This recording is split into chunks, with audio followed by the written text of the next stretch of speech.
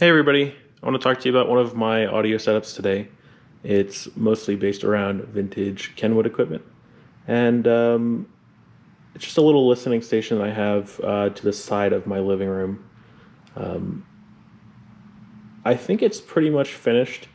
I don't think I'm going to change anything anytime soon, so I figured it would be a good time to make a video about it, just talk to you a little bit about it. Nothing too crazy in this video. Just going to be talking about a little bit of my equipment and speakers and electronics and all that. So we have, of course, the Klipsch RP600-M in piano black. They are extremely hard to keep clean, especially with all of the like wildfire smoke and dust that we've been getting. So I do try to keep dust off of them, but it's kind of a pain. But they are very pretty, and they do sound very good, so I think they'll be staying, and they're very nice to look at. So this is with the grills off. They do have magnetic grills that are black in the front, but it hides all of the very pretty copper accents and features.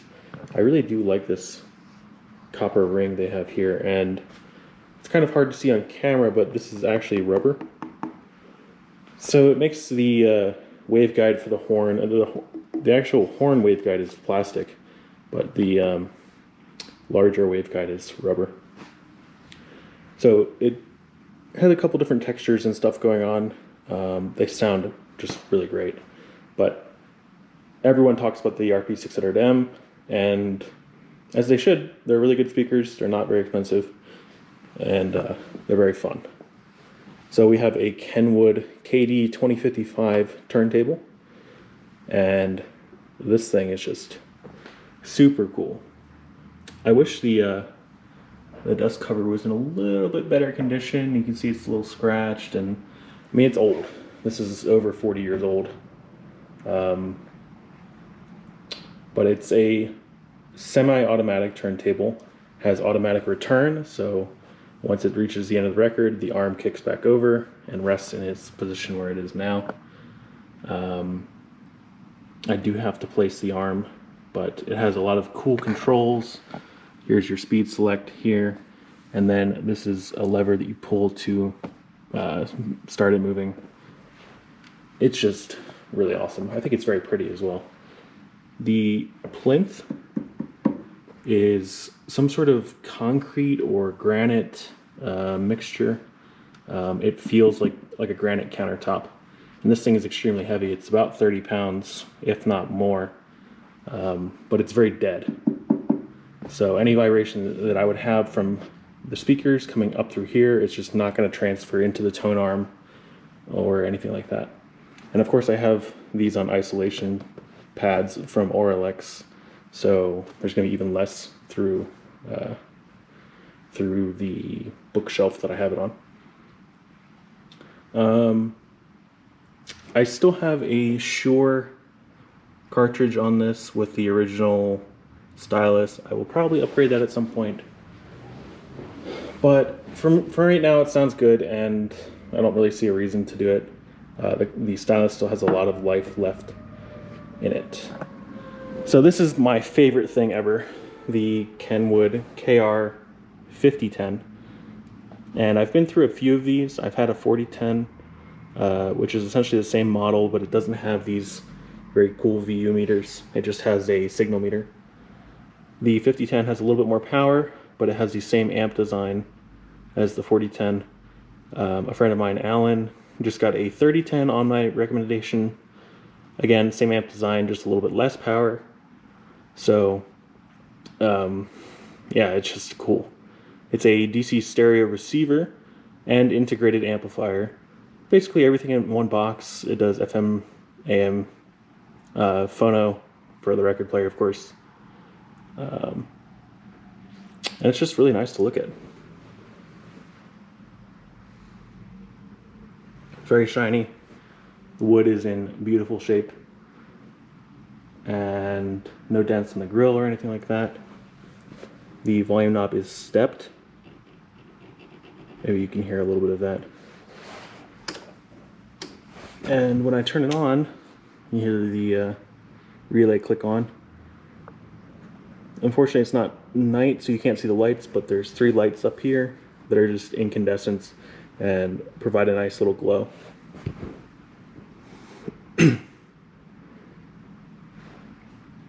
And down below, where's like all of my electronics are hidden, so I have a couple spare parts in these white bins down here. But I do have a Klipsch P20 headphone amplifier. This is the SMSL M500 DAC that's driving all of my equipment. So that also goes directly into this guy here. So I have a digital source, and then an analog source over here. And I can do Roon or Tidal through the PC that's back down here. It's kind of hard to see. There's a Dell Wise 5070. It's just wireless. It's not wired or anything crazy because I don't really need that much bandwidth, and it works great. But if I want to listen to headphones, I will use the Klipsch P20 through balanced through the SMSL. I usually use my Focal Elex on this guy. And it's not much of a listening station because honestly it's just like if we're hanging out on the couch here and I want to put a record on, that's where all of that comes through. So a lot of times I will just lay here, listen to headphones or listen to speakers. And yeah, I'm not in the sweet spot or whatever, but I can sit over here and be in the sweet spot. And it sounds really, really nice. And surprisingly enough, I got my other camera tripod here. It sounds really good from behind too. And I don't know if that's just a reflection off of this wall or the windows, but I don't mind listening to it even just in the room.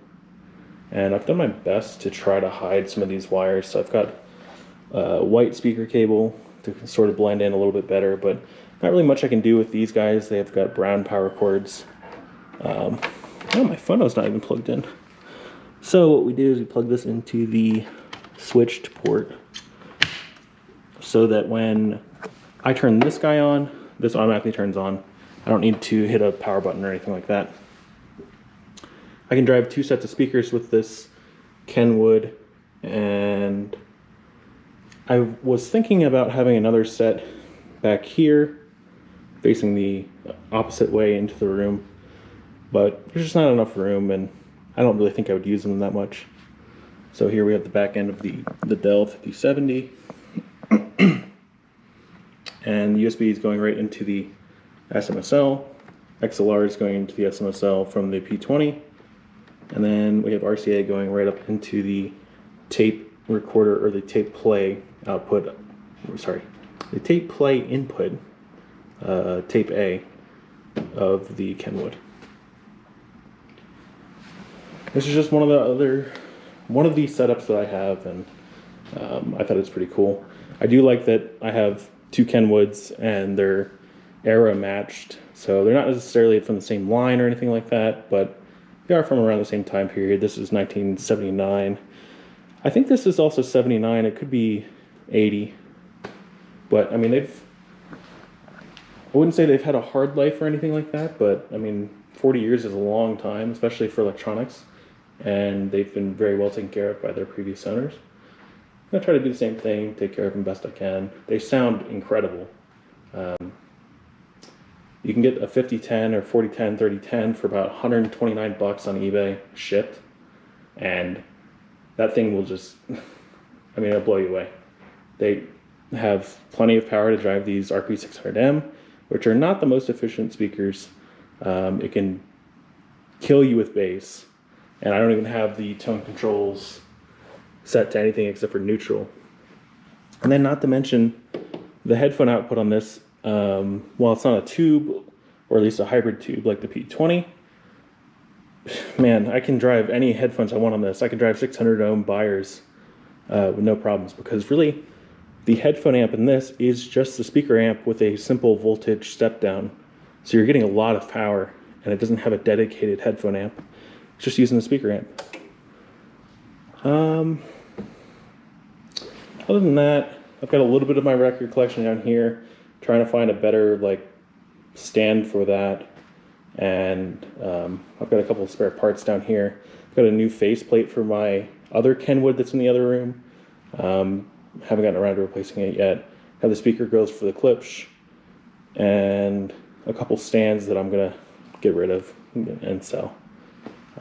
So yeah, that's the room. This is the room that it entertains, and this is a whole totally different setup to show you another day. But if you guys haven't found out yet, I mean, this is my, it's my favorite hobby. I love servers. I love computer hardware. I love making all of that work and stuff. But when I want to sit down and tinker and listen and I really nerd out, it's on audio stuff.